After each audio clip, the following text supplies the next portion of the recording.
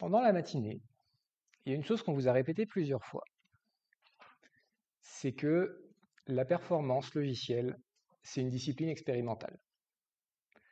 La seule manière de savoir si un code va être performant ou pas, à la fin, c'est de l'exécuter. Vous pouvez avoir une intuition, mais rien ne vaut le test en conditions réelles. Mais le test, ça ne suffit pas. Le test, il va vous dire c'est rapide ou pas, mais il ne va pas vous dire pourquoi. Et ça va être le sujet de cette présentation, comment on arrive à extraire cette information du système. Je vais le faire en 4 étapes. On va parler de comment on analyse ce que le système fait dans l'ensemble, à l'échelle de l'intégralité de l'ordinateur. Ensuite, on va aller un petit peu plus dans le détail en se concentrant sur l'activité CPU, mais c'est qu'un exemple, on pourrait le faire pour les autres types d'activités. Je vais vous montrer après comment l'activité qu'on a trouvée, on peut la localiser dans le code. Et à la fin, je vais vous montrer comment on peut analyser ce code pour essayer de comprendre pourquoi il est au centre de l'attention. Alors donc voilà. Là, ça répète ce que j'ai dit au début. N'optimisez pas tout par principe. Vérifiez que ce que vous êtes en train d'optimiser mérite d'être optimisé. Et il s'avère qu'il y a un truc qui nous aide à ne pas devoir passer tout notre temps à tout optimiser. C'est que la plupart du temps, en fait, comme dans tous les domaines de la vie, il y a 80% du temps qui est passé dans 20% du code, et je suis gentil avec 80 et 20. Des fois, c'est encore plus extrême. Ça a deux conséquences. La première conséquence, c'est que c'est cool, si on arrive à cibler le bon code, on va avoir un impact dramatique sur les performances. La conséquence négative, c'est que si on cible le mauvais code, ce qu'on fait n'a aucun impact. Quand on s'intéresse aux performances, il faut commencer par un point de vue qui englobe l'intégralité du système de calcul qu'on utilise. Ça peut être un ordinateur, ça peut même être plusieurs ordinateurs dans le cas du calcul distribué. Il faut visualiser l'ensemble du système comme un tout. Ce système de calcul, il a des ressources. Ces ressources, ça peut être des ressources matérielles, des CPU, de la mémoire, du stockage, du réseau, des GPU. Ça peut aussi être des ressources logiques qui ne correspondent pas forcément à un truc qui a une existence réelle, mais qui existe dans la politique administrative du système. Par exemple, votre système d'exploitation, il va gérer des choses comme des utilisateurs. Il va éventuellement donner à chaque utilisateur des quotas, par exemple, sur la quantité de stockage qu'il peut utiliser ou sur la proportion de la bande passante dont il peut se servir. Et ça aussi, dès lors qu'il y a quota, il peut y avoir une limitation de performance liée au quota. De même, il y a des ressources que vous manipulez dans votre code qui sont un peu abstraites comme ça, genre vous dites je me connecte à une base de données.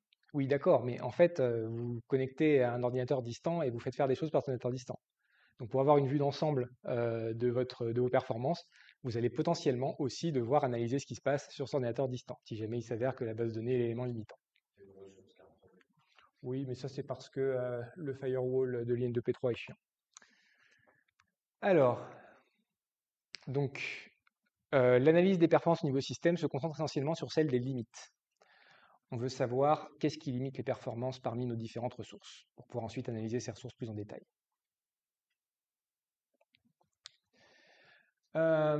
Pour ça, il y a une méthode qui a été proposée par un administrateur système de génie qui s'appelle Brendan Gregg.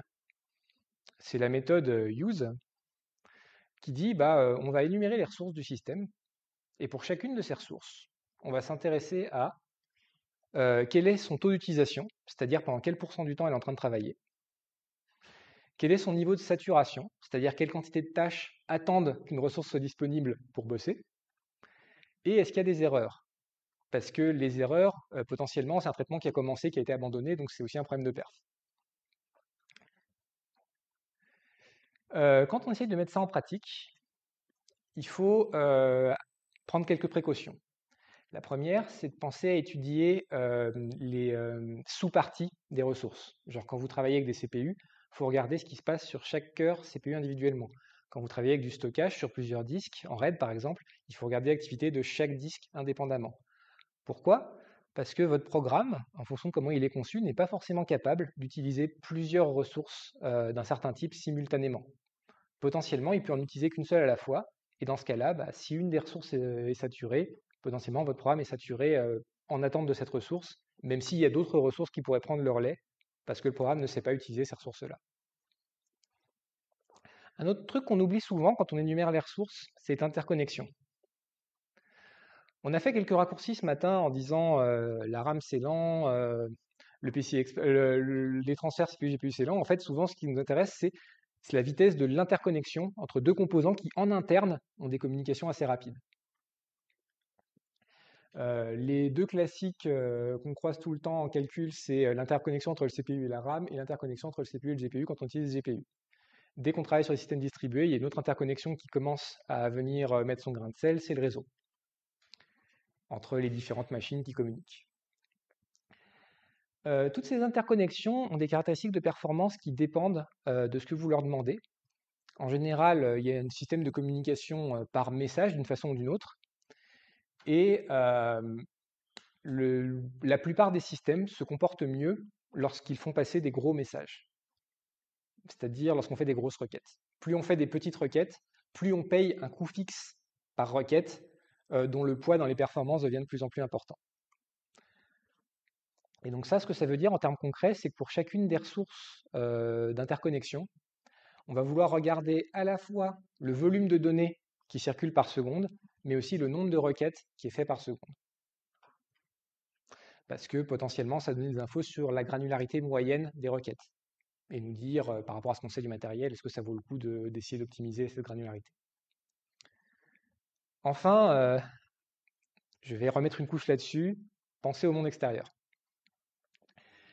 Si sur votre magnifique centre de calcul, vous avez un système de fichiers partagés vachement pratique qui vous permet de stocker des choses sur un nœud de calcul et de les relire sur un autre nœud de calcul comme si de rien n'était, ça veut dire que derrière, ce que vous voyez comme du stockage en dessous, c'est en partie du réseau.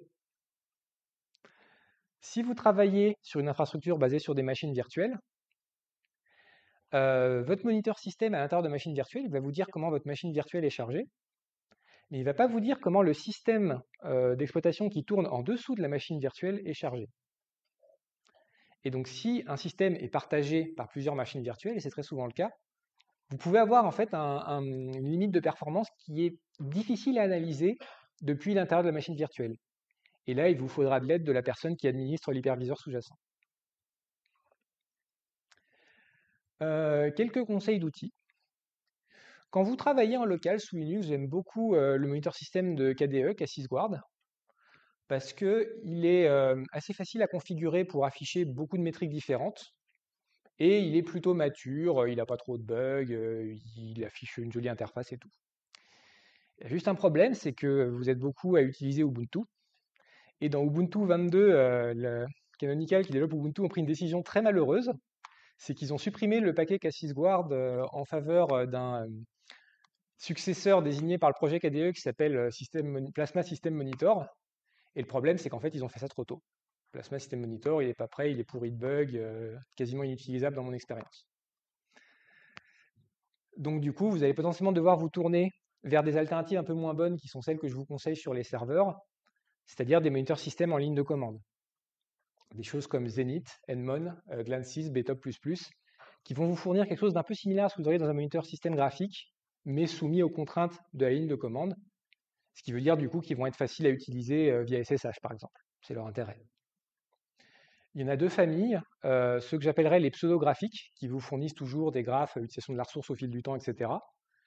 Et ceux qui ont un format plus tabulaire, comme SAR ou DStat ou VMstat, où en gros ils vous sortent une table avec les valeurs de la métrique à chaque pas de temps. Ce deuxième style peut être un peu moins agréable à utiliser en live.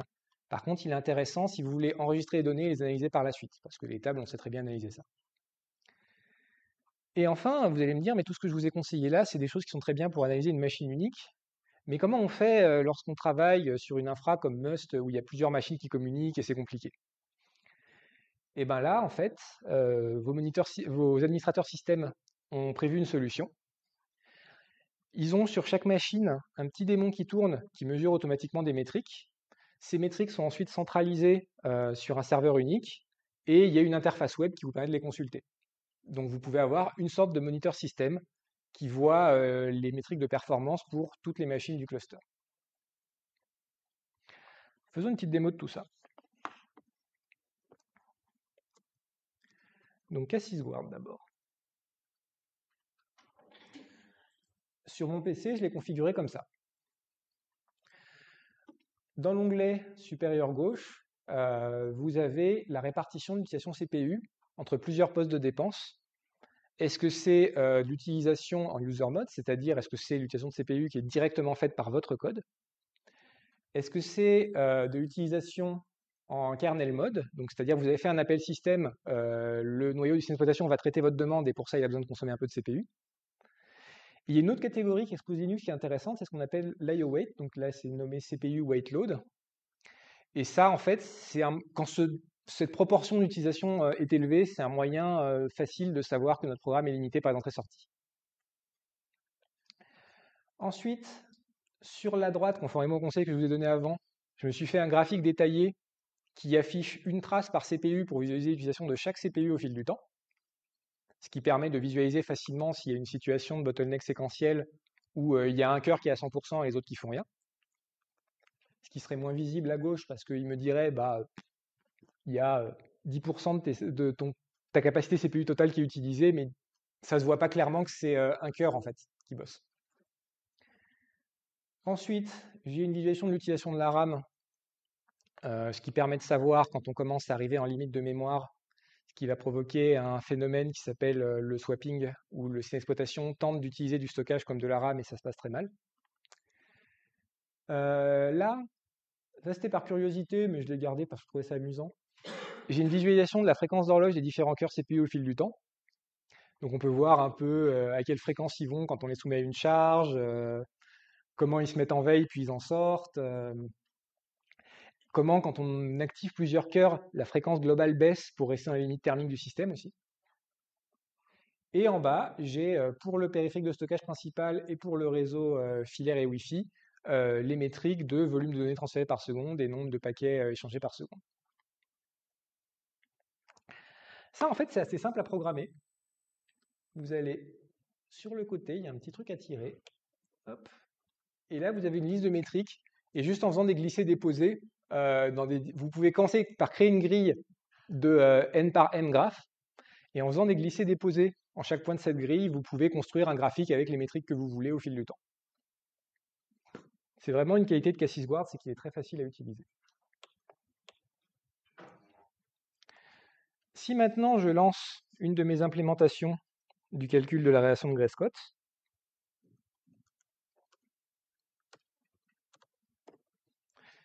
qu'est-ce qu'on observe? On observe qu'il y a un cœur CPU qui se met à 100% et les autres qui font rien. Donc cette implémentation est séquentielle, elle ne sait pas utiliser plusieurs cœurs CPU. Et on observe que manifestement, le stockage n'a pas l'air de faire grand-chose. Et il n'y a pas beaucoup de temps d'IO wait. Donc ce que ça veut dire, c'est qu'en fait, cette version de la simulation n'est pas limitée par la performance d'écriture et données, elle est limitée par le calcul CPU, quoi. Le calcul CPU est trop inefficace pour que l'entrée-sortie soit un problème. Si je prenais une autre implémentation,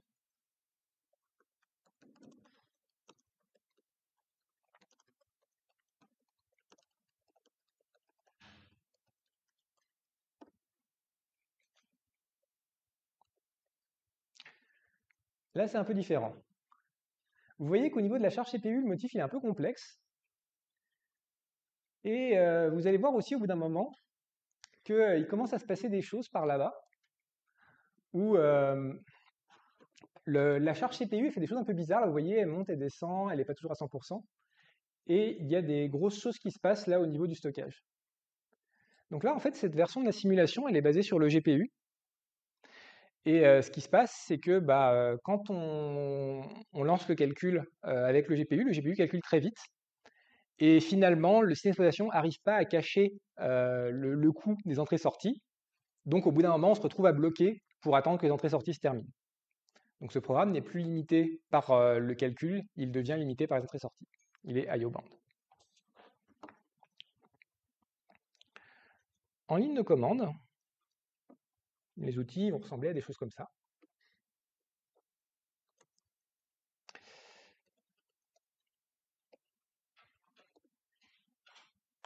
Donc vous voyez, c'est un peu la même idée que ce que je vous ai montré avant. Il y a un graphe du CPU au fil du temps avec sur la gauche l'activité de chaque cœur. Il y a la quantité de mémoire utilisée, là c'est tellement faible par rapport à la quantité de mémoire qu'a mon système que la taille de la barre est trop petite par rapport à la résolution de cet affichage par terminal qui est un peu un hack. Là en dessous, vous avez le réseau, vous voyez la quantité de données émises et reçues. Et si vous regardez les ordres de grandeur, vous voyez qu'en fait c'est tout petit.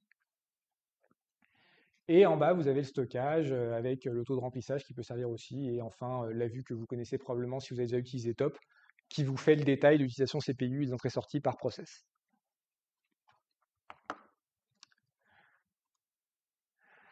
Avec SAR, comme je vous ai dit, on va avoir quelque chose d'un peu plus tabulaire, où on donne un pas de temps, et à chaque pas de temps, il donne des métriques. Donc là, par exemple, par défaut, quand on lui en précise aucune, c'est la distribution du temps CPU entre les différents postes de dépense. Vous imaginez que si on voulait regarder le nombre de métriques que je vous ai montré avant, dans une interface comme ça exploserait complètement la longueur du terminal. Donc en fait, si vous voulez faire des études complexes, ce que vous allez devoir faire, c'est exporter les métriques dans un CSV et les visualiser en post-traitement. Ça, c'est bien. Et sur les serveurs,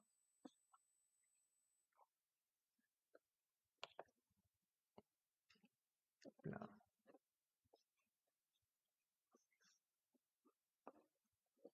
ma souris, on a quelque chose comme ça, qui est trop la classe, avec les mêmes visus que je vous avais montré avant, sauf que là, vous voyez qu'il y a des trucs qui me permettent de choisir et de regarder les nœuds du cluster de calcul un par un. Après, on peut aussi le programmer pour faire des métriques globales sur l'ensemble du cluster et tout. C'est vraiment très puissant. Mais là, pour mettre ça en place, il faut avoir un coup de main de son admin système. C'est pas du soft gentil à installer. Ouais. Il y a ça au CCLU ou pas? Quoi? Il y a ça au CCLU ou pas? Probablement. Ce qui se passe souvent, c'est que les administrateurs, ils en installent pour leurs besoins à eux, parce qu'ils en ont besoin pour savoir si, quand il y a des problèmes de performance, d'où ça vient. Mais ils ne les mettent pas forcément en accès libre aux utilisateurs. Donc ça vaut le coup d'aller contacter les administrateurs et de leur demander un accès quand on fait des études de performance. En général, ils acceptent assez facilement. Il s'appelle Must, c'est ça? Donc Must, c'est le centre de calcul d'ici. Et cet outil que je vous présente là s'appelle Grafana. Sous le capot, il est basé sur un autre système qui s'appelle Prometheus, qui sert à la collecte et à la centralisation de logs, enfin de métriques de performance. Mon voisin dans le fond de la salle, là, on sait probablement un peu plus sur comment c'est fait en dessous, mais sinon, c'est pas grave. Ok. Voilà pour le monitoring système.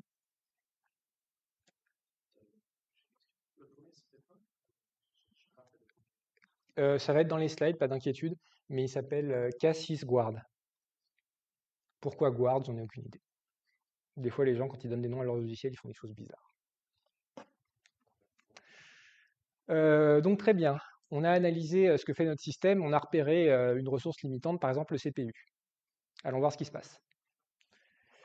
Le problème des métriques générales, c'est qu'elles ne nous disent pas tout. Si vous voyez 100% de CPU dans votre moniteur système, ça veut dire quoi? Ça veut dire que 100% du temps, le CPU est en train d'exécuter du code.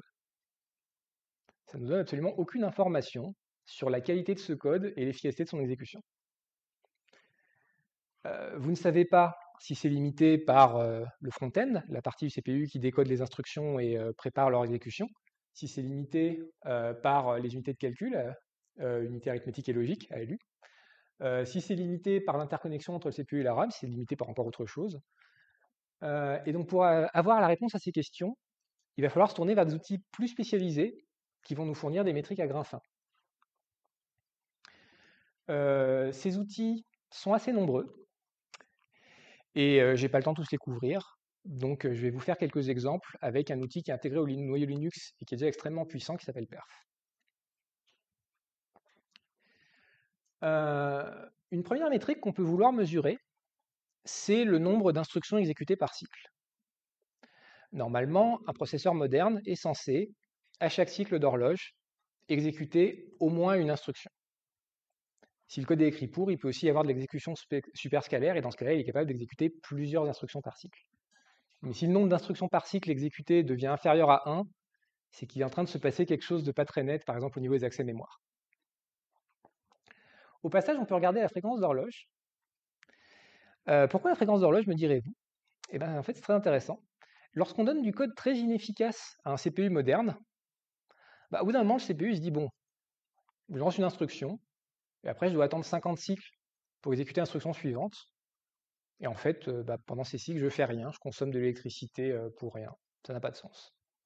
Et donc, quand vous donnez du code pourri à un CPU, une des choses que le CPU va faire en réaction, c'est qu'il va baisser sa fréquence d'horloge jusqu'à obtenir un taux d'utilisation plus raisonnable, ce qui va donc diminuer la consommation électrique. Ces deux choses-là, vous pouvez le voir en utilisant perstat et en lui passant en argument la commande que vous voulez exécuter. Et ça va automatiquement lancer l'exécution de la commande avec de l'instrumentation et vous donner à la fin les métriques. Vous n'avez pas besoin d'exécuter la commande jusqu'à son terme pour que ça marche. Du coup, là, il faut que je recompile la version naïve. Donc, je reprends ma commande. Je mets perfstat au début. Donc, il y a un truc, c'est que comme ce backend que je vous montre est très inefficace, il faudrait attendre, vous voyez un peu à droite, environ 2 heures pour qu'il vous donne une réponse. C'est un peu long. Heureusement, perstat, il s'est bossé avec des données fragmentaires. On peut interrompre prématurément l'exécution du programme et il donne quand même des choses. Donc là, il nous dit quoi? Il nous dit, on a utilisé... Alors d'abord, à gauche, il y a les données brutes. C'est quoi les quantités qu'il a mesurées? Donc il a mesuré le temps pendant lequel le job a tourné, le nombre de changements de contexte, ça peut être intéressant pour repérer des systèmes trop chargés où en fait l'OS passe son temps à basculer entre plusieurs tâches. Les migrations entre CPU, est-ce que le système, dans sa grande sagesse, a décidé de prendre un job et de l'amener sur un autre CPU, ce qui n'est pas forcément un événement positif pour les performances, parce que ça veut dire que tout ce qui était dans le cache L1 avant n'est plus là. Les pagefalls, ça vous donne des infos sur la gestion mémoire bas niveau de l'OS. L'OS fait toutes sortes de choses très bizarres, notamment quand vous faites un malloc, en fait, il n'alloue pas de mémoire. Il va attendre que vous commenciez à écrire dans la mémoire pour l'allouer paresseusement. Ça se veut être une optimisation pour les systèmes avec des accès mémoire non uniformes, NUMA. Mais le problème, c'est que dans la vraie vie, ça rend juste le comportement du système plus difficile à comprendre. Et surveiller les pagefalls est un indicateur qui permet d'en savoir plus là-dessus. Vous avez le nombre de cycles CPU qui se sont écoulés.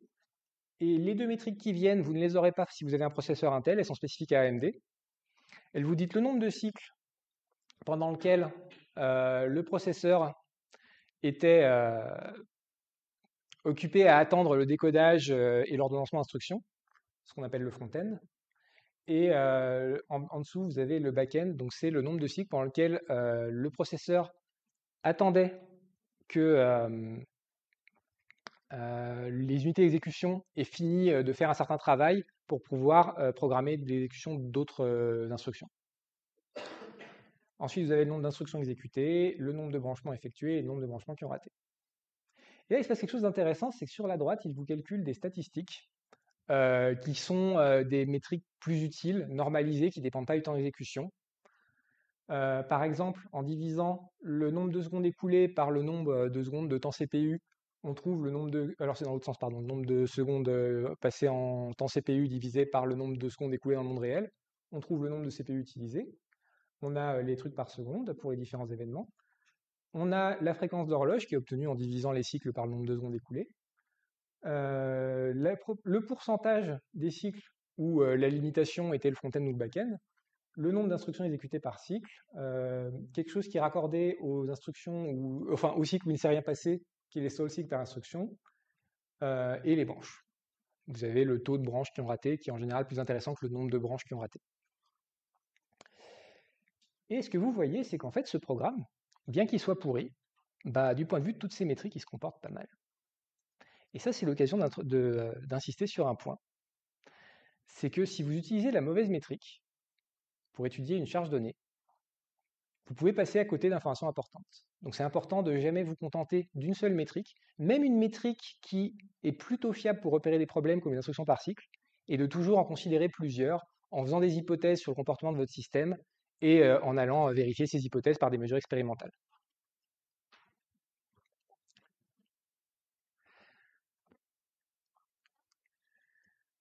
Donc là, je vous donne quelques guides d'analyse que vous pourrez regarder après coup. Et après, on en arrive dans les informations qui vont être plus spécifiques au hardware. Alors, le fait est que malheureusement, pour faire cette présentation aujourd'hui, j'ai un ordi qui a un processeur AMD. Et que même si les processeurs AMD sont excellents du point de vue de leur efficacité d'exécution de code, bah, du point de vue des métriques d'analyse de performance, ils sont loin derrière Intel. Donc il y a quelques métriques que je vais vous présenter qui sont spécifiques aux processeurs Intel. Je les ai mises parce que la norme dans l'enseignement supérieur à la recherche, c'est Intel, et il y a quand même moyen d'en tirer des trucs intéressants.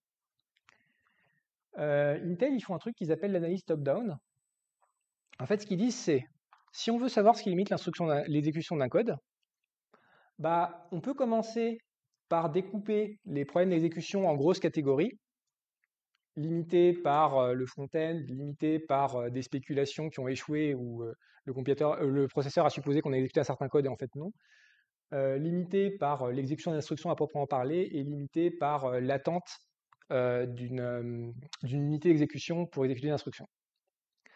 Une fois que vous avez trouvé parmi ces différentes activités un goulot d'étranglement possible, vous avez des métriques de plus bas niveau qui vous permettent d'aller voir ensuite, donc c'est limité par l'unité d'exécution, est-ce que c'est plutôt limité par le cœur CPU ou par les accès mémoire, en dessous, est-ce que c'est limité par les ports d'exécution, est-ce que c'est limité par les différents types d'accès mémoire, etc.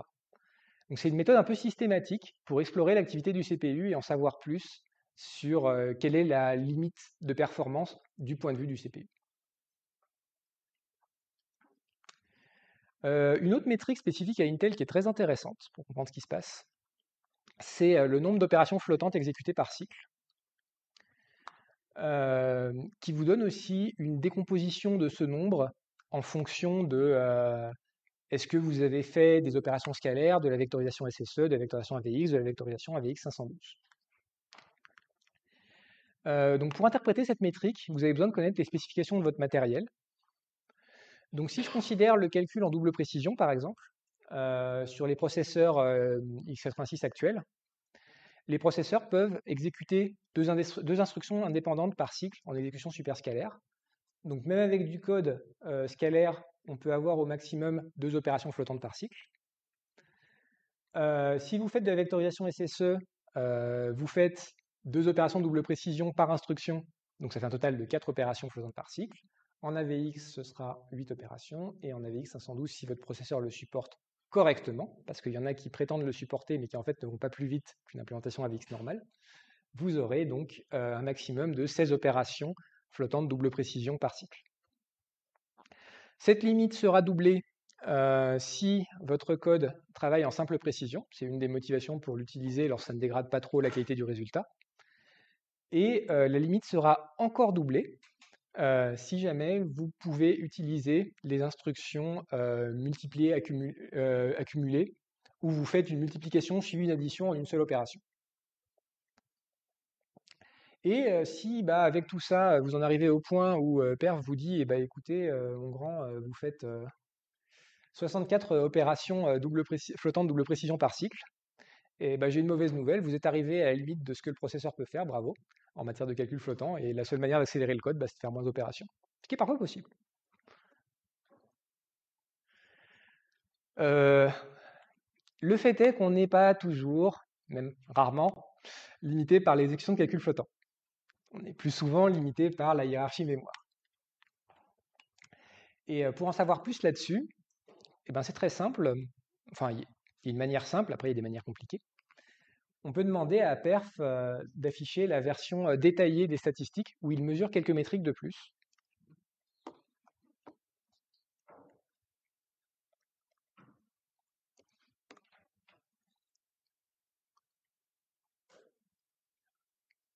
Il faut en général une dizaine de secondes de données pour avoir des bonnes statistiques. Et donc là, ce que vous voyez, c'est qu'on a eu quelques nouvelles opérations. Donc maintenant, on sait combien de chargements ont été demandés au cache L1. Donc là, c'est le CPU qui dit « je veux lire une donnée depuis la mémoire ». Et combien de fois cette opération a échoué. Donc là, on voit qu'ici, ce n'est pas un événement fréquent. Et si j'avais un processeur Intel, vous auriez une deuxième information très importante, c'est combien d'accès sont arrivés jusqu'au cache L3. Donc le cache L1 n'a pas réussi à les desservir, le cache L2 non plus, donc on arrive au L3.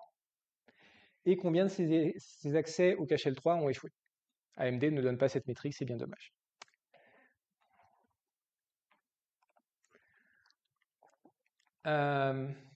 Ça a un problème que vous pouvez voir sur la droite de la sortie de perf, c'est qu'on commence à perdre en précision. En fait, ce que nous signifient ces pourcentages, c'est que perf n'a mesuré la métrique qui nous intéresse que, en l'occurrence, environ 75% du temps. Pourquoi? Parce que, en fait, les compteurs de performance dans les CPU, c'est une ressource qui est limitée.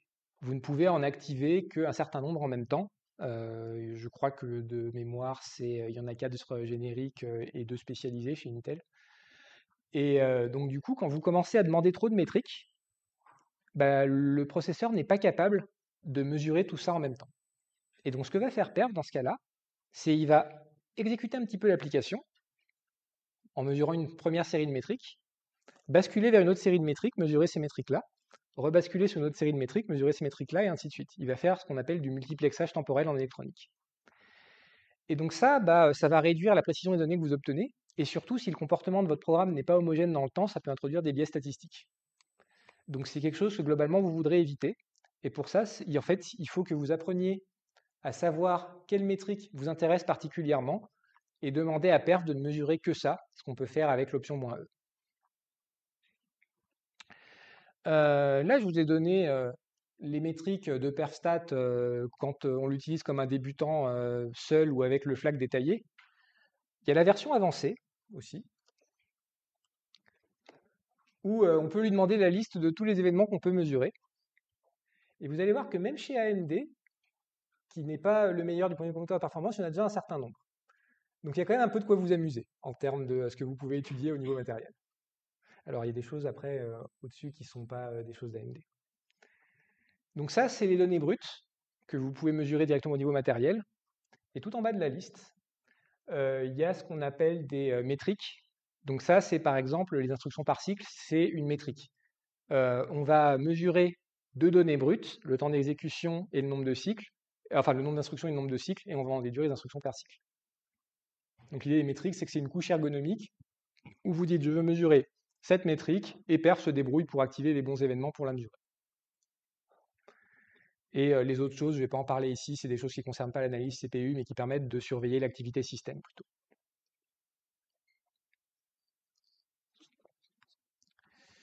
Quand vous commencez à vous faire des exécutions de perfstat aux petits oignons, vous allez malheureusement perdre assez rapidement la fonction bien pratique de perfstat qui vous donne des ratios.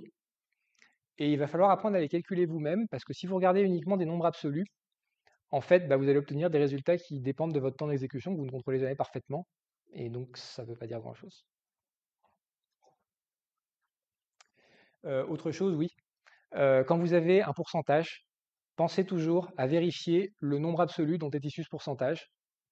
Si perf vous dit que 50% de vos accès au cache L3 ne passent pas par le cache L3, ils vont directement dans la RAM, mais qu'en regardant de plus près, vous voyez qu'il n'y a que 0,01% de vos accès mémoire qui vont dans le cache L3, c'est pas grave que ce soit 50%.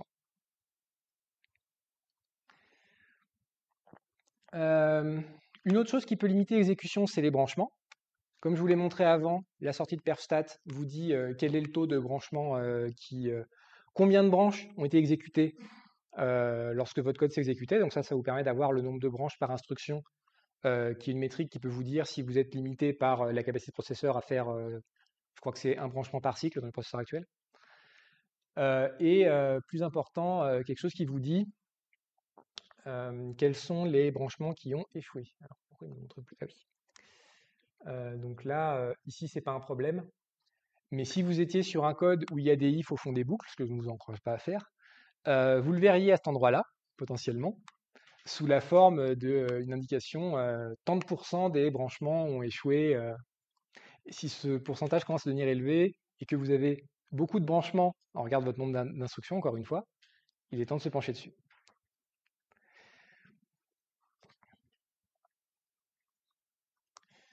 Se pencher dessus, concrètement, ça veut dire essayer d'écrire du code qui utilise moins de branchements, par exemple avec les techniques branchless, ou faire des branches qui sont plus prévisibles pour que, OK, il y ait des branches, mais comme le processeur arrive à les prédire, elles s'exécutent quand même très efficacement. Pour conclure, en première intention, la version étayée de Perfstat va en général vous fournir sur des codes normaux quelques informations préliminaires pour bien bosser. Ça ne veut pas dire qu'il faut vous arrêter à ça. Je vous ai donné un exemple là de code dont je peux vous dire qu'il est complètement pourri au niveau des performances, mais qui est parfait du point de vue des métriques détaillées de Perfstat. Là, c'est là que des choses comme l'analyse top-down des processeurs Intel va être intéressante. Elle vous permettre d'aller plus dans le détail de ce qui se passe et de vous rendre compte que, en fait, c'est pas si bien que ça. Globalement, l'étude de l'analyse des performances est un processus empirique, un peu comme la physique expérimentale. On formule une hypothèse, on la teste, c'est bon, on a une piste pour améliorer les performances, c'est pas bon, on formule une autre hypothèse, on la teste, et ainsi de suite. Les limites de Perfstat, quand on l'utilise de la façon dont je vous montre ici, pour analyser ce que fait le CPU, c'est que certains compteurs bien pratiques sont spécifiques à un matériel donné. Donc parfois, on est amené à tester sur un matériel qui n'est pas celui qui nous intéresse, juste parce qu'il y a des meilleurs compteurs de performance. Et malheureusement, ce type d'analyse n'a de la valeur que si les matériels sont suffisamment similaires pour que ce qu'on a appris sur l'un nous serve sur l'autre. Dès qu'on fait trop de mesures simultanées, la précision est réduite parce que le matériel n'est pas capable de mesurer tout ce qu'on lui demande en même temps. Donc il faut multiplexer. Et un problème de Perfstat aussi, c'est qu'il vous donne des statistiques agrégées sur toute l'exécution, ce qui est un problème si votre programme alterne entre plusieurs activités complètement différentes. Dans ce cas-là, les métriques ne veulent plus dire grand-chose. Si cette alternance est suffisamment lente, une chose qui peut aider, c'est l'option intervalle de Perfstat, qui vous permet d'afficher les métriques à intervalles réguliers. Par exemple, vous pouvez afficher des métriques toutes les secondes qui vous dit qu'est-ce qui s'est passé pendant la seconde écoulée. Et, j'insiste une nouvelle fois parce qu'on n'insiste jamais assez dessus, analyser ce que fait le CPU n'a de sens que si le CPU est la ressource limitante. Si votre programme, en fait, il est complètement limité par les entrées-sorties, vous pouvez accélérer ce qu'il fait au niveau CPU comme vous voulez, ça ne changera rien. Donc la démo, finalement, je l'ai faite en live, donc c'est pas un souci. Alors, donc maintenant, avec Perfstat, on repère des soucis éventuels. Ensuite, comment on les localise dans le code? Là, je vais devoir dire que malheureusement, ça va dépendre en partie du langage de programmation que vous utilisez. En gros, le monde des langages se divise en 3 catégories, en fonction de la façon dont ils sont exécutés par l'ordinateur. Il y a d'abord les langages qui sont compilés selon le modèle dit ahead of time, avant exécution. Donc ça, c'est le modèle de C, C++, Fortran, Rust, Go, etc. Et là, l'idée, c'est que vous allez avoir un processus qui va transformer votre code source en un binaire standardisé qu'on va ensuite exécuter. Comme le binaire est standardisé, on peut appliquer les outils standardisés dessus. Et donc, je peux vous enseigner des choses qui seront utiles, quels que soient les langages de cette famille que vous utilisez. On a une deuxième catégorie de langages, qui sont les langages qui sont compilés pendant l'exécution. On parle de compilation just in time, JIT en abrégé. C'est le cas de Java, C#, Julia. Quand vous faites du Python, si vous utilisez Numba, il utilise aussi un JIT, PyPy aussi, Root aussi, quand il exécute du C++. Et là, la réponse à est-ce qu'on peut utiliser des outils standardisés, c'est peut-être. Parce que pour que les outils standardisés fonctionnent, il faut arriver à propager l'information sur le binaire qui a été généré depuis le générateur de code, donc le compilateur Julia, Root, etc., jusqu'à votre outil de profilage. La plupart des outils de profilage ne supportent pas ça, mais Perf le supporte. Par contre, il faut derrière que le compilateur du langage fasse sa part du boulot. C'est souvent pas fait par défaut. Parfois, c'est faisable en mettant un petit peu d'huile de coude. Dans le cas de Java, on peut s'en sortir en patchant sa JVM. Je ne crois pas que c'est en standard à l'heure actuelle. Dans le cas de Julia, c'est un peu plus simple. Il faut passer un flag au moment de la compilation de l'implémentation de Julia pour qu'elle expose les bonnes informations pour perf. Elle ne le fait pas par défaut parce que ça coûte un petit peu et que le but de Julia est d'avoir les meilleurs scores dans les benchmarks. Donc si les gens ne veulent pas profiler, ils ne veulent pas ajouter un surcoût qui ne serve qu'aux gens qui profilent. Et parfois, ce n'est pas possible du tout. L'implémentation de votre langage ne supporte pas l'exportation d'informations standardisées, et donc vous êtes condamné à utiliser des outils spécifiques à votre langage, qui seront en général un peu moins bien. Parce que la standardisation des outils, ça permet quand même de dédupliquer le boulot et de faire le boulot une fois pour plein de langages. Et puis, il y a un troisième cas, c'est les langages interprétés, comme Python quand on exécute avec CPython ou Bash. Et là, la réponse est simple, non. C'est pas possible d'avoir des informations standardisées. Tout ce que vous pouvez avoir, en fait, c'est un profil de l'implémentation de l'interpréteur. Et ça, ça va vous dire que, Python, là, il était en train d'évaluer le nœud machin de l'AST et après, il a tenté de faire une évaluation de l'AST à cet endroit-là. Il a fait une récursion à travers l'arbre syntaxique pour produire la chose. Enfin, vous voyez, ça va vous donner un truc que vous ne pouvez pas exploiter. C'est trop compliqué. Donc en Python, vous êtes forcé d'utiliser des outils spécifiques. Dans le cas de Python, par exemple, PySpy fonctionne très bien. py-spy. Comme j'ai pas un temps infini, je vais me concentrer ici sur les outils standardisés. Et donc, je vais vous présenter encore une fois qu'est-ce qu'on peut faire avec Perf. Parce que Perf est très bien. C'est quoi les prérequis pour utiliser Perf? Il faut avoir un noyau Linux suffisamment récent. Pour deux raisons. D'une part, parce que Perf est basé sur les compteurs de performance, on l'a vu. Et en fait, les compteurs de performance, ça change d'une génération de CPU à une autre. Or, le support que Perf utilise pour mesurer ces compteurs se situe au niveau du noyau. La conséquence de ça, c'est qu'il vous faut un noyau qui est plus récent que votre CPU. Donc ça, c'est assez facile. Vous allez sur les fiches techniques d'Intel pour savoir quand votre CPU est sortie. Vous regardez votre version de noyau, vous allez sur Kernel Newbies pour savoir quand est-ce qu'elle est sortie. Et si la version de noyau elle est beaucoup plus ancienne que l'âge de votre CPU, il y a de fortes chances que ça ne marche pas bien. Par ailleurs, l'outil perf, qui est intégré au code source du noyau Linux, évolue lui aussi. Il a gagné des fonctionnalités au fil du temps. Ça s'est un peu calmé dernièrement, mais si vous voulez avoir accès au meilleur de perf, il vaut mieux utiliser au moins un noyau Linux en version 5 ou plus. Il y a beaucoup de choses sympas qui ont été faites dans la série 5 et la série 6, pour l'instant c'est assez calme. Deuxième prérequis. Perf, ça vous permet de savoir ce qui se passe au niveau du système entier à grain très fin. Et ça rend les chercheurs en sécurité informatique anxieux. Pourquoi ça les rend anxieux? Parce que ça vous permet de savoir ce que font les programmes d'à côté sur le système, fût-ce indirectement. Et si vous êtes quelqu'un d'extrêmement doué, vous pouvez en tirer des informations secrètes sur ce que le programme est en train de faire, en train de manipuler. Par exemple, vous pouvez retrouver des clés de chiffrement AES ou des choses comme ça. Et donc ça, en fait, c'est géré au niveau de perf par un système de privilèges utilisateurs. Pour utiliser perf, il faut des privilèges utilisateurs particuliers. En fonction de ce que vous essayez de faire, le niveau de privilège sera plus ou moins élevé. Par défaut, vous pouvez juste regarder ce qui se passe pendant qu'un processus s'exécute et vous ne pouvez pas regarder ce que fait le reste du système. Et plus vous en voulez, plus il faut aller modifier des paramètres de configuration du noyau pour dire je sais ce que je fais, s'il te plaît, laisse-moi le faire. Cette modification est déjà un petit peu chiante sur une machine normale, mais j'ai écrit un tuto pour ça. Elle est encore plus compliquée sur les machines virtuelles et les conteneurs, parce qu'en fait, vous devez avoir les bonnes permissions à chaque couche de virtualisation qui est utilisée sur votre système. Donc vous n'allez pas devoir gérer les permissions à un endroit, vous allez devoir les gérer à plein d'endroits. Qui plus est, dans le cas des machines virtuelles, comme elles émulent un peu le CPU, alors les compteurs de performance, ça les fait un peu chier, donc ce qu'ils font, c'est ils prennent la requête qu'on a dit, ils essaient de la passer au processeur en dessous, ils font la mesure et à la fin ils retournent les résultats.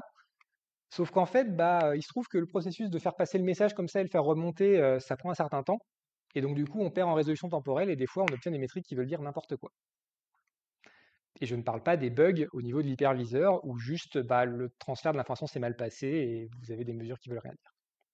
Donc les VM, attention. Les conteneurs, ça se passe un petit peu mieux parce que vous partagez le noyau avec l'autre, il faut juste que le noyau de l'autre soit assez récent et que le conteneur vous donne les bons privilèges. Et enfin, dernier prérequis qui, là pour le coup, les deux premiers, ça concernait perf, le suivant, ça concerne à peu près tous les profileurs du monde.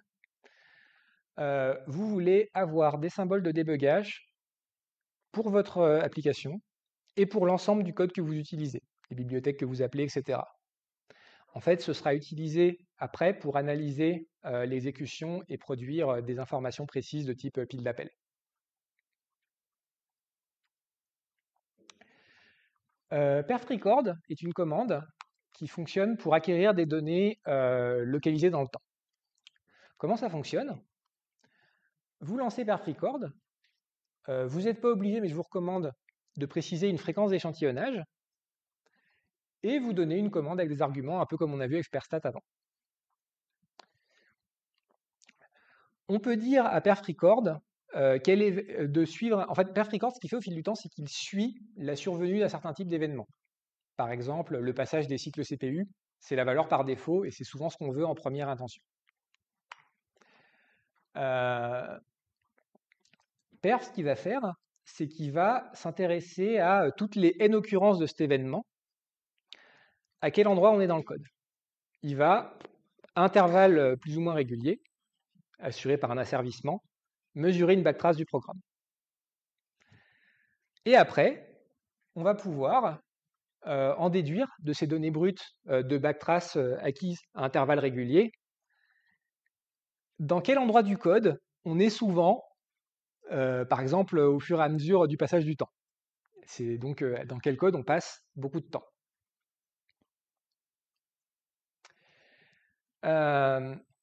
Par défaut, Perfrecord, il mesure juste dans quelle fonction vous êtes. Ça peut être insuffisant. Je vous donne un exemple simple. Si vous faites un Perfrecord et que ça vous dit, eh bien, 50% du temps vous êtes dans malloc, ça vous fait une belle journée. Vous savez qu'il y a manifestement un problème où vous faites trop d'allocation mémoire, mais vous ne savez pas pourquoi vous avez appelé l'allocateur mémoire. Et vous avez besoin de cette information pour optimiser les performances. Pour faire ça, on demande à Perfrecord de mesurer des piles d'appels. Il y a 3 techniques pour ça. Je ne vais pas vous les énumérer parce que la plupart du temps, il n'y en a qu'une seule qui marche. C'est la construction de piles d'appels basée sur les informations de débugage de Dwarf, qui est la même technique qu'utilisent les débuggers.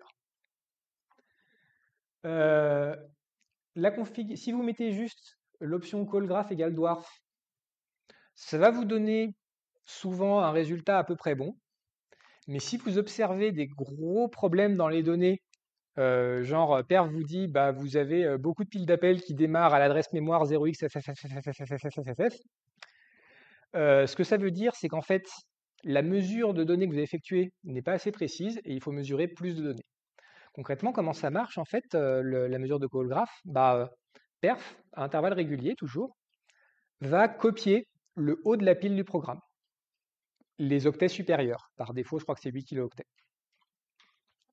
Et a posteriori, c'est trop coûteux pour le faire en temps réel, il va analyser la capture de pile qu'il a effectuée pour retrouver c'était quoi la pile d'appel au moment où il a mesuré.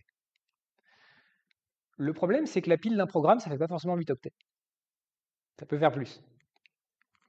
Et donc dans ce cas-là, vous avez une pile d'appel tronquée dans votre profil. Vous pouvez remonter jusqu'à une certaine hauteur, mais à partir de cette hauteur-là, vous ne savez pas parce que vous n'avez pas copié l'info qu'il vous faudrait pour savoir qu'est-ce qui se passait au-dessus. Et donc, c'est là le sens de cette option que je vous propose là, c'est de dire à perf de mesurer un morceau plus gros de la pile. Il y a un maximum qui malheureusement est hard-codé dans le code du noyau, je ne sais pas pourquoi, c'est 64 kilooctets. Si avec 64 kilooctets, vous n'avez pas encore assez d'informations, va falloir faire avec des piles d'appel qui ne vont pas jusqu'à main. On peut déjà en faire des choses en général. Alors le problème, alors en fait, l'affichage n'est pas très explicite. On voit une pile d'appel qui remonte jusqu'à adresse mémoire 0x avec EDF. Donc ça remonte jusqu'à une adresse mémoire invalide, et ça c'est la manière de perf de vous dire, je sais pas. Il pourrait le dire plus clairement, je suis bien d'accord. Alors, les piles d'appel, pourquoi c'est pas mesuré par défaut? Parce que c'est coûteux. Je viens de vous dire, la façon dont ça fonctionne, c'est n fois par seconde, vous allez copier 64 kilooctets par exemple de mémoire depuis la pile de votre programme vers un stockage, le disque par exemple, pour analyse ultérieure. Donc vous allez créer beaucoup d'accès disques. Et donc potentiellement, vous allez créer un bottleneck d'entrée-sortie là où il n'y en avait pas. Si c'est un problème, une solution quand votre profil ne dure pas trop longtemps, votre exécution ne dure pas trop longtemps, c'est d'utiliser le merveilleux mécanisme devshm de Linux qui vous permet de traiter la RAM comme un disque. Et donc du coup, vos copies vers le disque qui avant étaient un problème deviennent des copies de la RAM à la RAM et ça se passe mieux. Mais vous êtes limité par la capacité de la RAM. Je peux encore interrompre. Il y a un moyen d'envoyer sur un fichier mappé? Une map memory? Bah, c'est plus ou moins ce que tu fais quand tu fais des VSHM en fait. Donc, s'il n'y a plus de mémoire, il va se refaire. Ça va pas gêner. Alors, s'il n'y a plus de mémoire, Per va s'arrêter brutalement en disant j'ai plus de mémoire. En fait, concrètement, ce qui se passe avec DevSHM, c'est que DevSHM vous limite à la moitié de la RAM, il ne vous laisse pas prendre plus. C'est configurable, hein, c'est la moitié par défaut, mais je pense que c'est une bonne limite. Et si vous prenez plus de RAM que ça, bah, les accès-sorties à DevSHM déclenchent des erreurs d'écriture, le stockage est plein. Perf le détecte et vous dit le stockage est plein.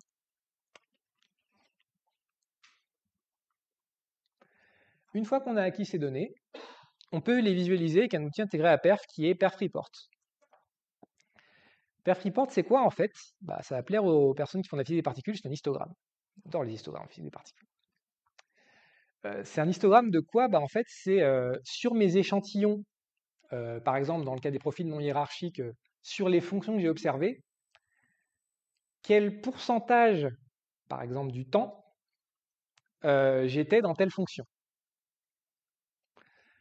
Et en fait, on peut effectuer le comptage sur différents critères.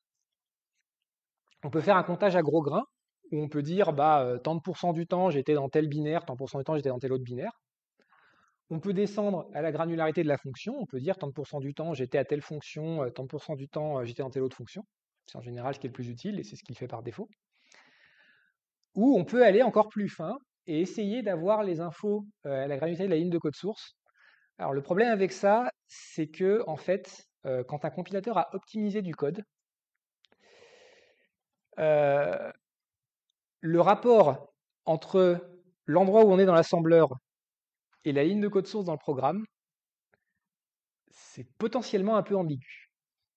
Et donc Perf peut vous dire si c'est lié à cette ligne de code source, et en fait, bah oui, techniquement, l'instruction assembleur qui est limitante, elle était liée à cette ligne de code source, mais bah, elle aurait pu être liée aussi à d'autres lignes de code source, quoi. Il y a des optimes du compilateur en fait qui prennent les calculs de différentes fonctions qui sont identiques et les fusionnent. Et donc dans ce cas-là, c'est parfaitement ambigu. Si vous avez une durée des piles d'appel, c'est un profil hiérarchique. Donc vous allez savoir quel pourcentage du temps vous avez passé dans main, ce qui est un moyen très pratique de savoir si les données sont de bonne qualité. Si c'est pas 100%, il y a un problème. Ensuite, en dessous, vous avez quel pourcentage du temps vous avez passé dans les fonctions appelées par main, puis vous pouvez zoomer, quel pourcentage du temps vous avez passé dans les fonctions appelées par les fonctions appelées par main, et ainsi de suite. Et donc là, vous avez toute l'information qu'il vous faut pour savoir quel est ce code qui appelle tout le temps malloc. Et comme je vous ai dit, on a besoin d'infos de debug, et plus précisément, on en a besoin au moment où on appelle perfreport. Au moment où on appelle perfrecord, on fait que des copies de la pile du programme. À ce stade-là, on n'a pas besoin d'informations de débugage. Ce que ça veut dire, c'est que si vous vous rendez compte en appelant perfreport que vous avez des histogrammes un peu cassés parce qu'il vous manquait des symboles de débugage, c'est pas grave, vous pouvez les installer après, vos données sont toujours bonnes. Vous les analyserez mieux quand vous aurez installé les symboles de débug qu'il faut.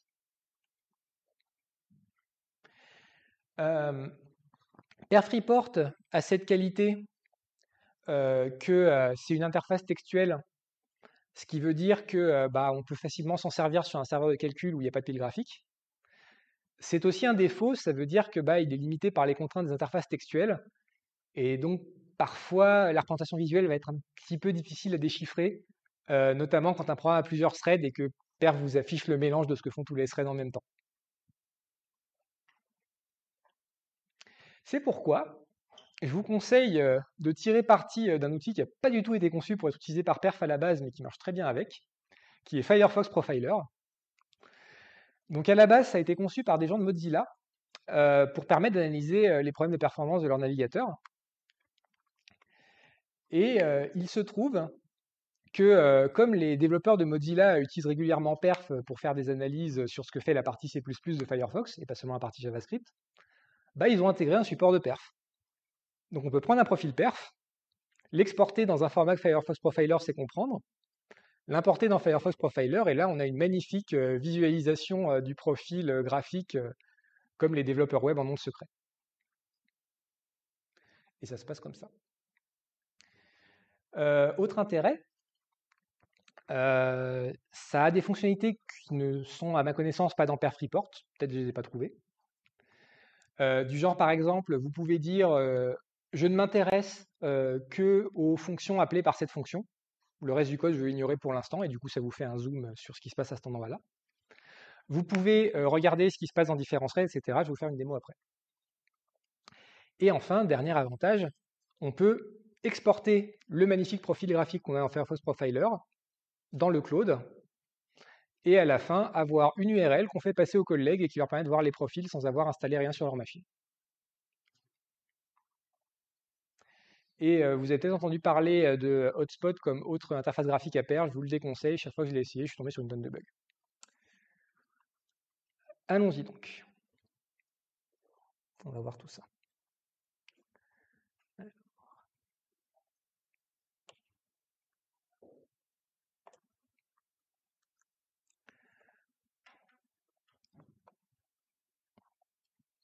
Donc, là, je vais faire une première analyse.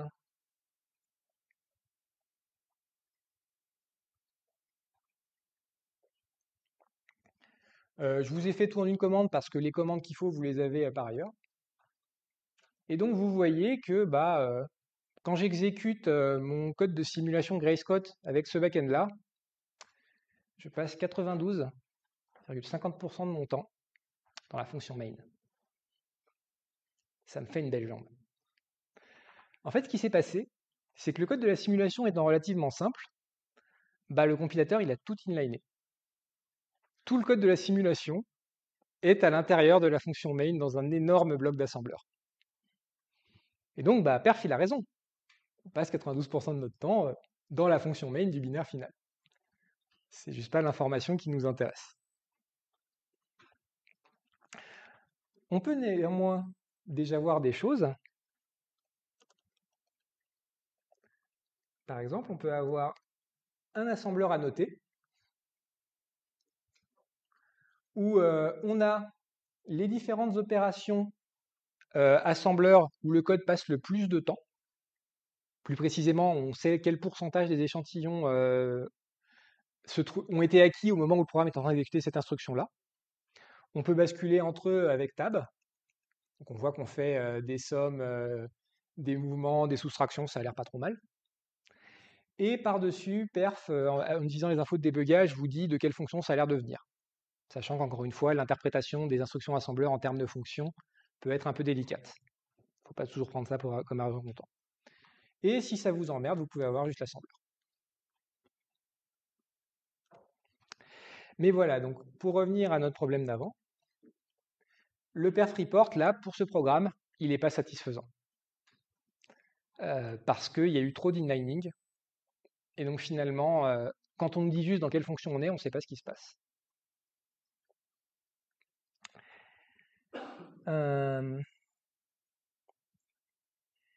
Deuxième démo. Je vais utiliser cette fois mon code de calcul avec un autre backend, en utilisant la propriété dont vous a parlé Pierre tout à l'heure, que quand le code est bien conçu, on peut changer par exemple la façon dont le calcul est effectué sans devoir changer le reste du code.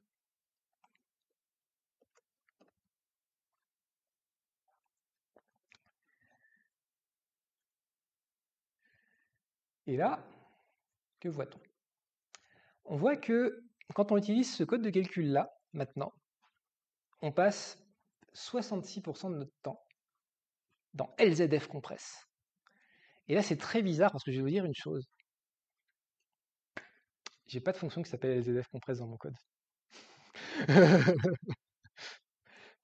Donc en fait, ce qui se passe, c'est que là, perf, il n'a pas très bien identifié dans quel binaire la fonction était, ou plus précisément, il l'a bien identifié, mais on a fait ce qui s'appelle de l'édition de lien statique, et donc il y a une bibliothèque tierce à laquelle on est lié statiquement, qui contient une fonction LZF compress, à laquelle on fait appel, et cette fonction est notre limite de performance.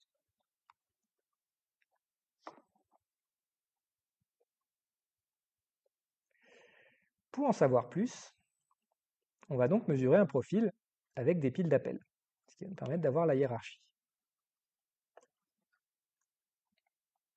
Hop, pas le bon écran.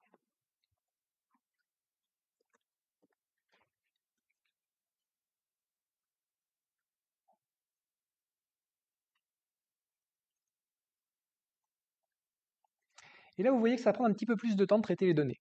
Pourquoi? Encore une fois, le traitement des piles d'appels, ça requiert de traiter des gros volumes de données, qui sont en fait des copies de la pile du programme à plein d'instants.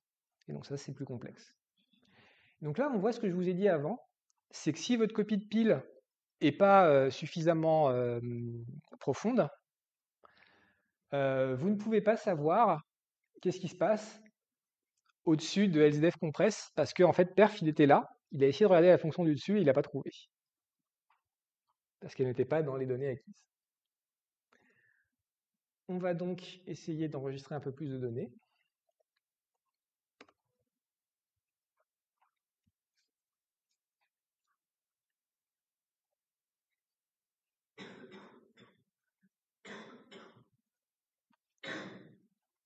Donc là, j'ai augmenté la taille des copies de piles, donc c'est encore plus lent.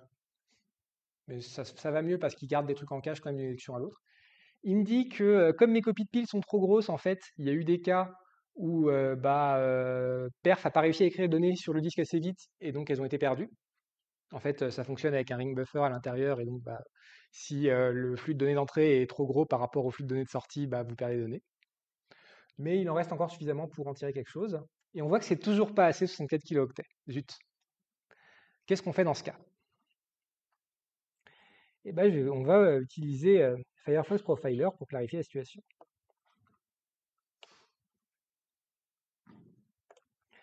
Juste pour info, mais je vous montre quand même une chose, c'est que notre profil hiérarchique, il est quand même bien hiérarchique. C'est-à-dire que... Non, pardon, là il ne l'a pas fait. Voilà, on voit que là, il a créé un thread. Ce thread, il a appelé une fonction de bibliothèque standard Rust qui s'appelle threadStart. Pardon. Dans threadStart, on a appelé un truc qui permet d'appeler une fonction, ce qui a appelé une des tables, ce qui est passé par tout un tas d'infrastructures, et à la fin, on a appelé un truc qui s'appelait data SDF5 writer write. Et là-dedans, on a passé 22% du temps.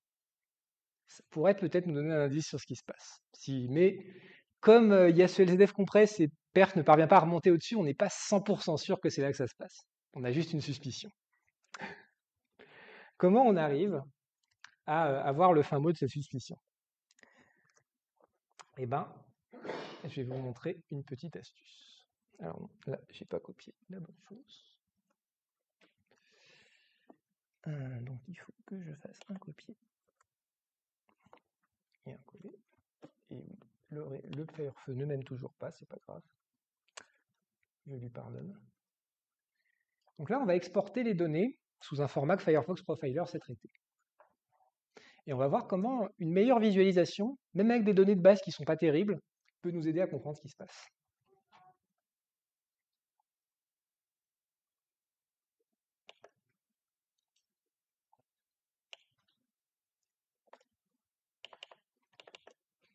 Donc je prends mon navigateur web préféré, qui s'avère par ailleurs être Firefox, mais en vrai ça marche très bien dans Chrome aussi. Je charge mon profil. Et là, en haut, vous voyez que j'ai une visualisation qui me montre 2 threads. En fait, j'ai une ligne temporelle qui me dit, pour chaque thread, à quel moment est-ce que perf a mesuré une activité de la part de ce thread en faisant son échantillonnage. Donc ce qu'on voit, c'est qu'en fait, il y a un thread qui était actif tout le temps, le thread du bas, et un thread du haut qui était actif un peu par intermittence. Intéressant. On va donc demander à Firefox Profiler de se focaliser sur le thread du bas, et on retrouve notre LZF compress, surprise, surprise. Qu'est-ce qu'il fait d'autre ce thread alors? On peut avoir une visualisation un peu plus claire en le voyant comme ça, et on voit que c'est quand même le même thread qui appelle un certain data SDA5 writer-write. Que c'est curieux. Et donc en fait, ce que vous voyez ici, c'est que ma simulation, elle est composée de deux threads. Un thread qui fait le calcul, un thread qui fait les entrées-sorties. J'ai fait ça comme ça pour que les entrées-sorties n'aient pas à attendre le calcul que le calcul n'ait pas à attendre les entrées-sorties du moment qu'elles se produisent suffisamment vite. Mais ici, ça ne fonctionne pas parce que les entrées-sorties sont vraiment trop lentes. Et donc à un moment, le thread d'IO impose du rate limiting. Il dit au thread qui fait le calcul, stop, là j'ai trop de données, attends que j'en écrive un peu. Et donc vous voyez que c'est pas une facilité d'avoir des données de merde. Parfois, en faisant votre histogramme selon le bon critère, en regardant la bonne tranche des données, donc ici le bon thread, le découpage par thread, vous pouvez quand même tirer une information d'un profil partiel. Et donc je vous présente au passage, si vous ne la connaissiez pas déjà, la merveilleuse représentation en flame graph que l'on doit également à Brendan Gregg, cet homme est très bien, qui vous donne en fait, alors, pourquoi a-t-il fait ça? Il est méchant.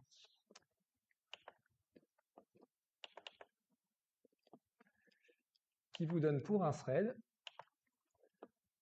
les piles en abscisse, vous avez le pourcentage des échantillons qui contenaient une certaine pile d'appels, et en ordonnée, vous avez la relation hiérarchique A appel B. Et donc, si par exemple, je ne m'intéresse pas aux détails d'implémentation de Rust et je veux juste savoir ce qui se passe dans Data SDF5 writer-write, je peux dire à Fairfax Profiler, montre-moi ce qui se passe là-dedans. Et du coup, ça fait un zoom.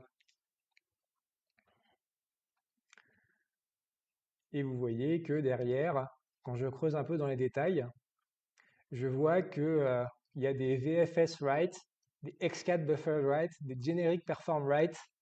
Ça ressemble quand même furieusement à des accès disques.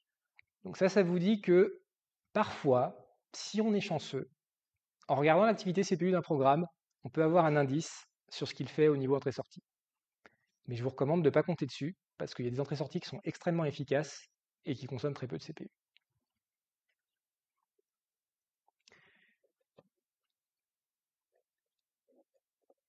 Et enfin, donc si vous voulez exporter vos profils, ça se passe par là.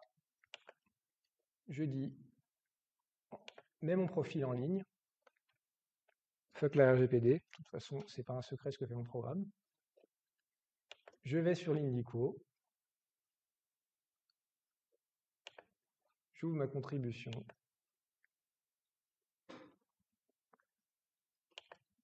J'attache le profil.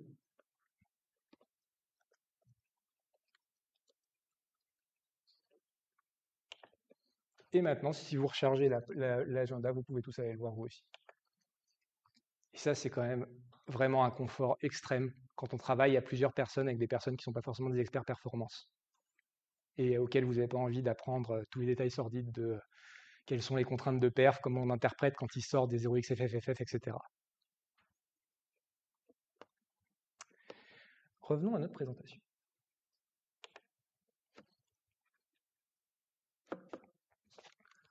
S'il veut bien. Non, on n'est pas focalisé, je pense. Ouais, c'est ça. Donc, je vous ai montré comment on analyse ce que fait le système. Comment on va dans le détail de ce que fait un composant particulier du système, avec l'exemple du CPU. Vous pourriez faire des analyses du même genre avec l'IO. Comment on localise l'activité qu'on a repérée dans le code, avec des profilers.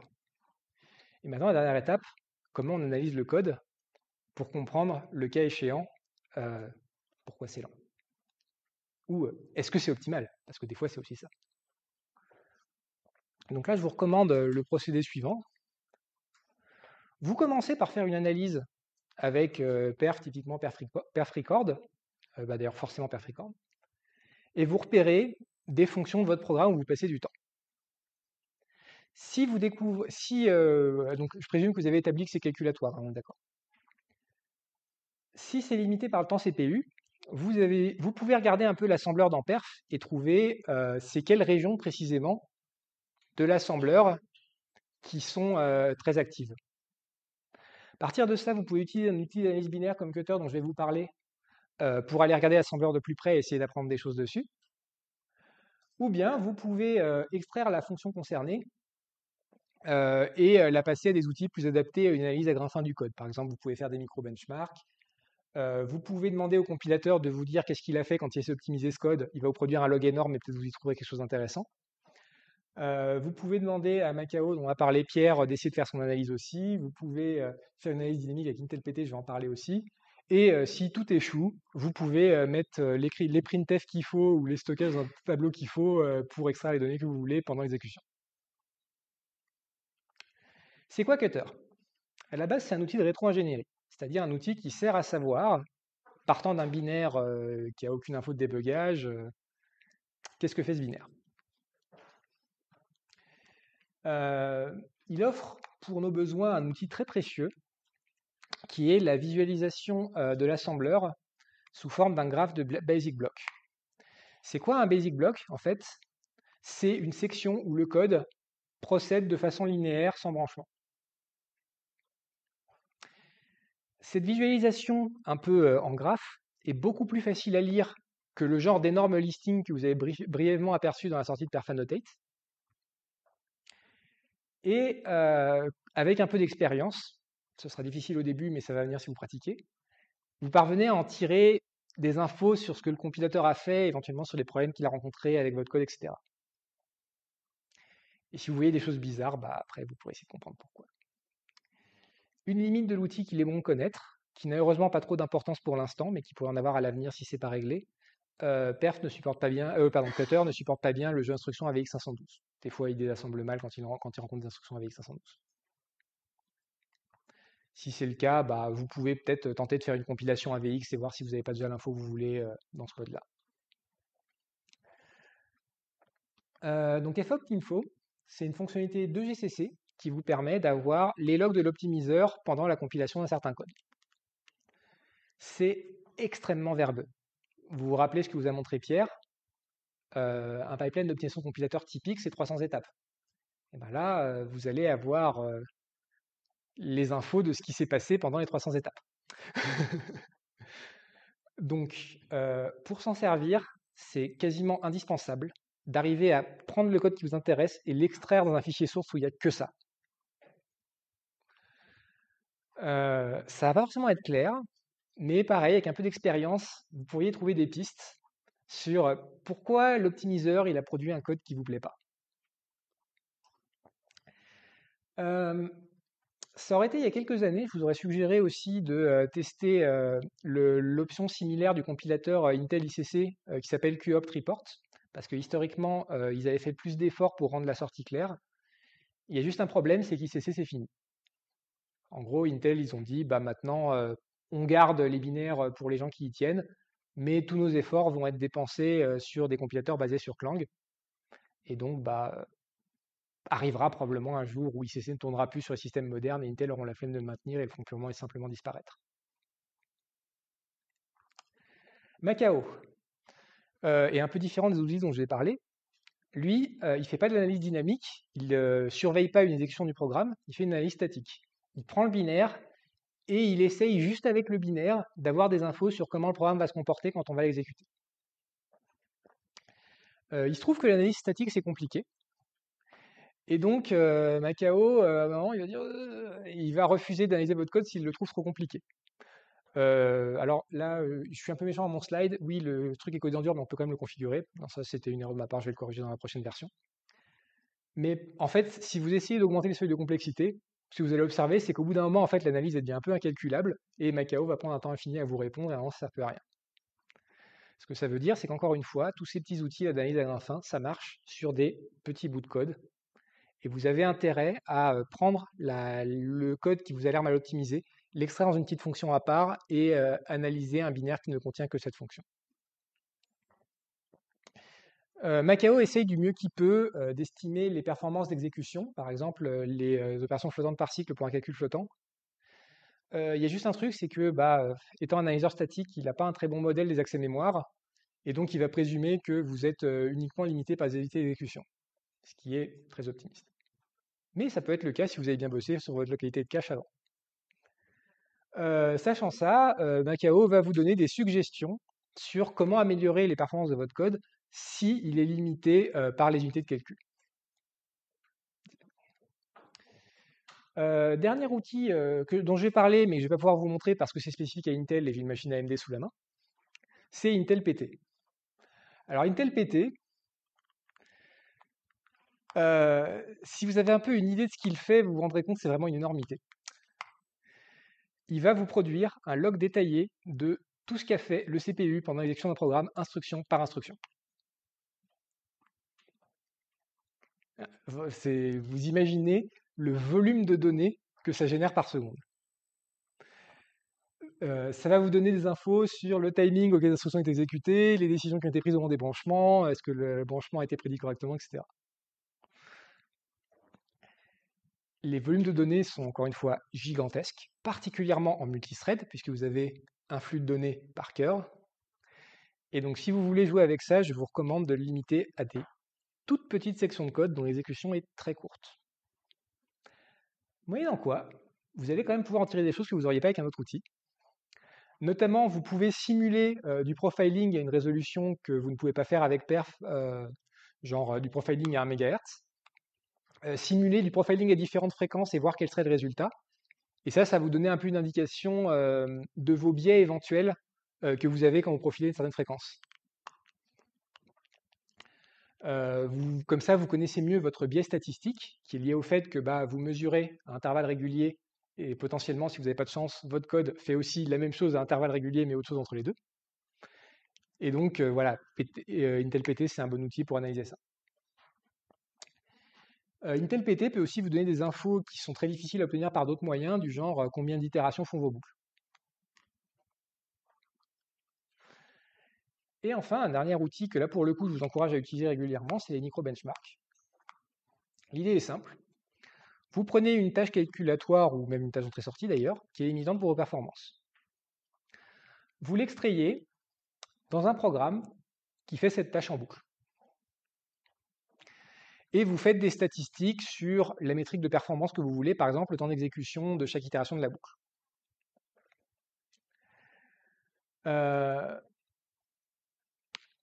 Ça va vous donner des données qui ne sont pas directement exploitables comme mesure de la performance de votre programme en situation réelle. Pourquoi? Parce que vous avez fait la même chose plein de fois, et donc vous êtes à la merci de choses comme le processeur a mis la donnée en cache beaucoup mieux qu'il ne l'aurait fait dans le monde réel. Mais ce que ça vous dit, c'est une information relative quand vous modifiez votre code par la suite. J'ai modifié mon code, est-ce que ça accélère ou ralentit l'exécution du benchmark, qui va vous donner les performances de votre code dans une situation de localité mémoire un peu trop bonne. Et si vous avez de la chance, de ça, vous pouvez inférer, finalement, est-ce que ce que vous faites a des chances de dégrader l'exécution du code en conditions réelles ou pas, sans avoir besoin de faire l'exécution dans l'environnement de production qui est potentiellement très compliqué. Donc ça sert durant le processus d'optimisation pour avoir un feedback rapide, et ça sert pendant la maintenance du code pour repérer quand on introduit des régressions au niveau performance, avant de les déployer. C'est un complément donc aux mesures réalistes, ça ne les remplace pas parce qu'il y a un biais lié au fait qu'on a fait la même chose plein de fois.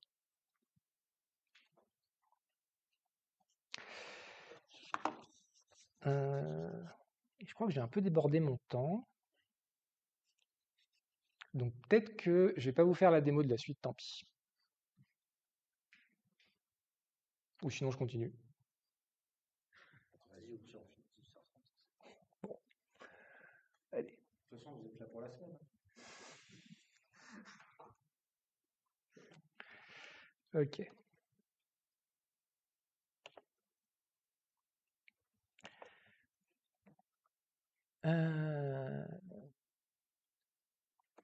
Alors.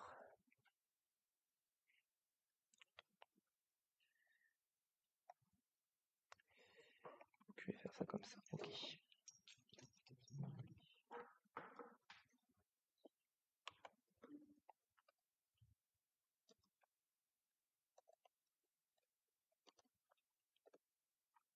Juste, je vais vous montrer un petit peu le fameux code pourri dont je vous ai parlé au début.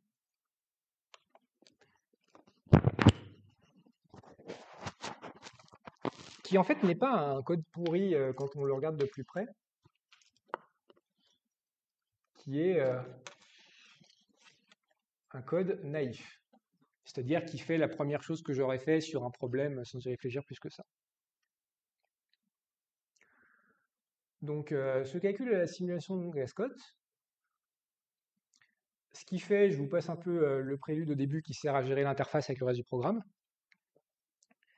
Il va itérer conjointement sur les tableaux représentant les données d'entrée et de sortie, en regardant l'index auquel il est. Il va déterminer quels sont les voisins auxquels on a accès autour de cet index.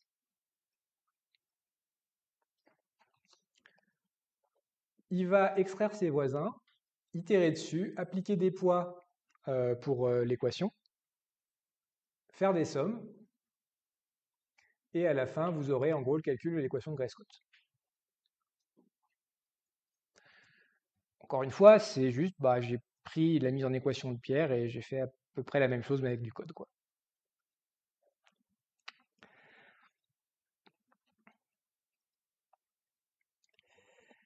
Si j'analyse l'exécution de ce code avec perf, sauf que je ne suis pas sur le bon écran.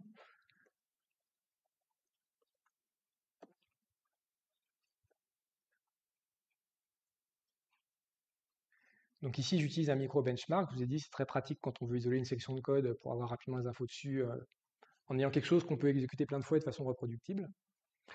Et là, j'ai mal tapé ma commande dans le script, mais c'est pas grave.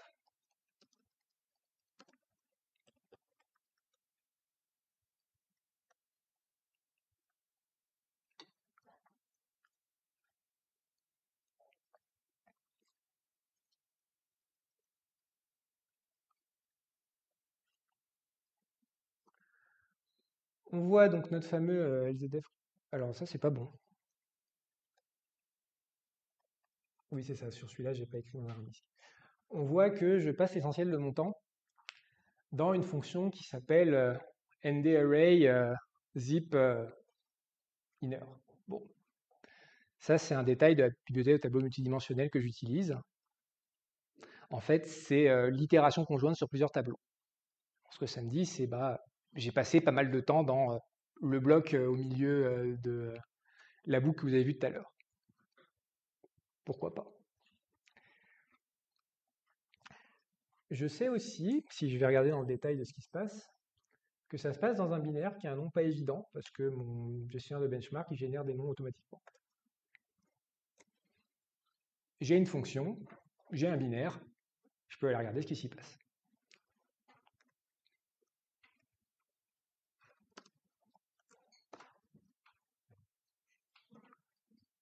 Hop. Cutter me demande des paramètres d'analyse par défaut, seront quasiment toujours très bien. Ça prend un petit peu de temps, mais c'est pas non plus la mort.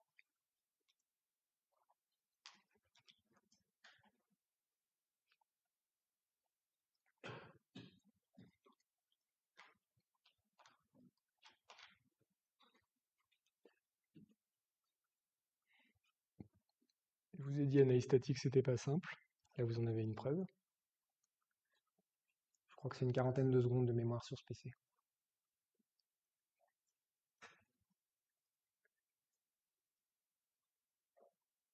Et voilà.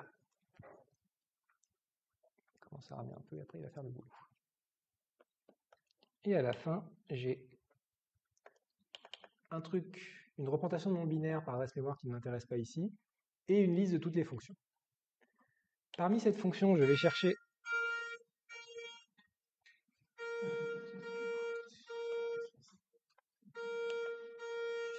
c'est brutal.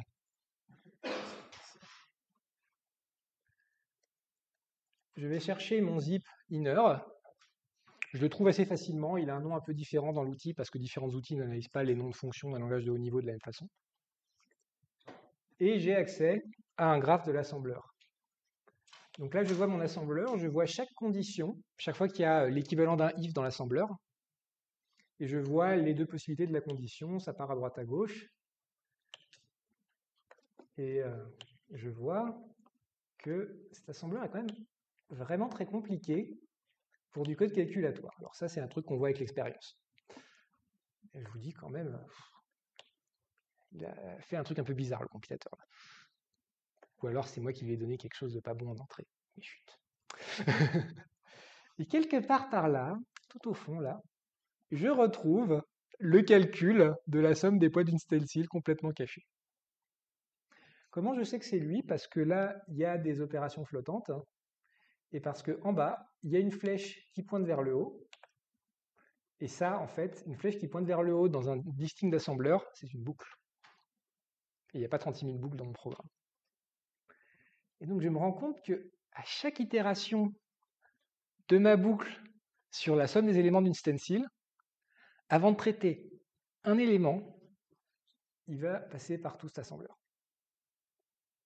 C'est pas optimal. Ça me suggère qu'il y a peut-être des choses à creuser au niveau de cette itération sur les éléments d'une stencil qui n'a pas été très bien compilée par le compilateur.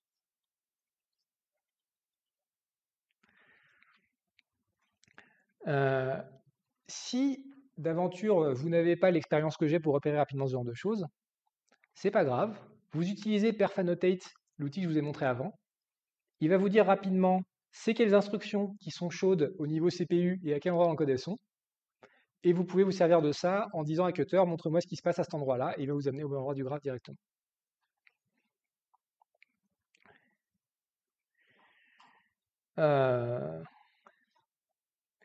On peut aussi faire une analyse statique avec Macao.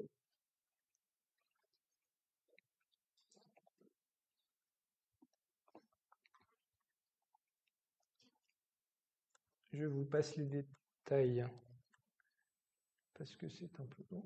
D'abord, il faut que je ferme Cutter, qui est un programme mal élevé qui ne prend pas le CTRL-C. Honte à lui.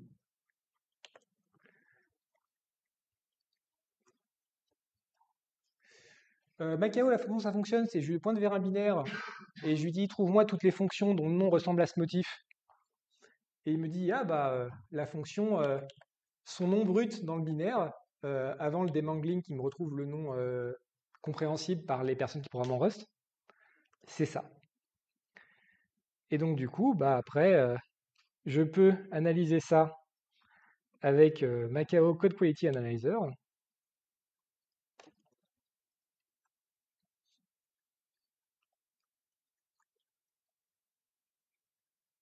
Qu'est-ce que j'ai oublié? Ah oui, j'ai oublié un guillemet. Et après un peu de temps, Macao va me dire, bah écoute, dans ton code, alors, c'est un peu long, hein, parce que comme vous l'avez vu, la fonction est un peu complexe. Donc ça, c'est une autre chose que je ne vous ai pas dit, c'est qu'en fait, même si Macao arrive à analyser votre fonction compliquée, en fait, à partir d'un certain niveau de complexité, la sortie de Macao va être elle-même tellement complexe qu'elle devient difficile à analyser. Encore une fois, quand vous utilisez Macao, faites simple. Mais bon, là, je n'ai pas envie de faire simple. Alors, il me dit, bah, là-dedans, il y a deux boucles. Les boucles sont définies dans tel fichier source. Il y a 3 chemins d'exécution. Parfois, avoir plusieurs chemins d'exécution, c'est un problème de perf. Tu devrais peut-être essayer de simplifier les ifs, les choses comme ça. D'après mon estimation, tu utilises 2% des performances traites du matériel, soit une opération flottante par cycle sur 48 possibles sur ce matériel. En supposant une exécution... non, en fait, on ne suppose pas. J'ai détecté que tu utilises des instructions entières que le processeur ne sait pas très bien exécuter. Si tu modifiais ça, on passerait d'une estimation de temps par cycle de boucle de 6 cycles par boucle à 3 cycles par boucle, ce serait presque un facteur 2. Tu peux essayer de l'optimiser comme ça. La boucle n'est pas vectorisée, donc ça n'utilise que 16% des possibilités de calcul. Vous voyez l'idée. Macao, il va vous donner plein d'idées après d'optimisation à essayer selon l'éternel principe que l'optimisation c'est empirique, vous essayez, vous voyez si ça marche. D'ailleurs, pour compléter, il donne pas que des optimisations, il peut aussi vous dire ah mais essayez tel compilateur avec telle option de compilation, des choses comme ça. Ça peut aller très très loin. Vous pouvez vraiment apprendre des options que vous connaîtriez pas autrement avec Macao. Et donc là, cette fois, je vais vraiment arrêter parce que c'est à peu près tout ce que je voulais dire. J'aurais prévu de faire une petite démo GPU, mais là, avec tout le dépassement que j'ai fait, ça paraît pas possible. Ça va être compliqué. C'est pas raisonnable. Mais elle était prévue en bonus justement parce que j'étais pas sûr du temps que ça allait prendre. Donc voilà, conclusion. Comprendre ce qui se passe en optimisation, c'est le nerf de la guerre. Comment on fait? On commence grossier, avec des choses comme des moniteurs système, et petit à petit, on raffine avec des outils de plus en plus pointus, en fonction de ce qu'on a trouvé à l'étape d'analyse du dessus. C'est important de ne pas se planter sur les premières étapes d'analyse,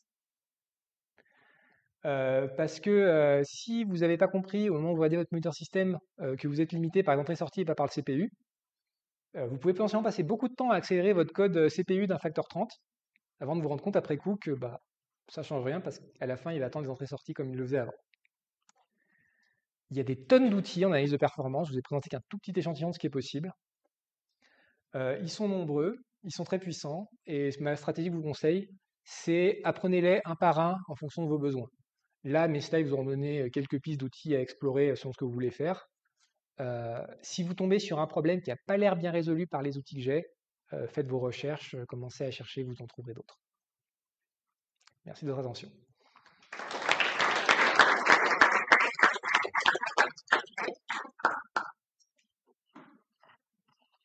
Est-ce que vous avez des mini-questions le temps que Vincent se prépare?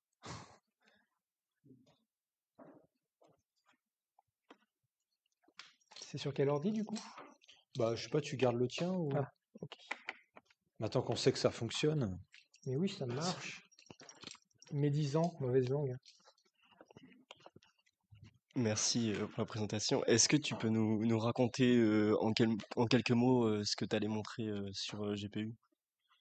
En fait, je voulais mettre l'accent sur, dans le cas des GPU, le problème de la portabilité. Vous avez vu dans les présentations de ce matin que quasiment tous les outils que les gens utilisent couramment pour analyser ce qui se passe sur un GPU sont spécifiques à NVIDIA. Ce que j'avais envie de vous montrer, c'est qu'il y a quelques outils qui permettent d'avoir des infos sur d'autres matériels. Ils se basent principalement sur deux stratégies. L'une, si le fonctionnement du matériel est connu, on peut analyser le comportement kernel associé, c'est ce que fait GPUVis par exemple. L'autre, si on sait quelle API est utilisée pour commander le GPU, on peut en fait s'insérer entre les appels du programme à cette API et l'API elle-même, instrumenter les appels et savoir qu'est-ce qui est fait au niveau de l'API et on en tire quelques informations aussi. Merci.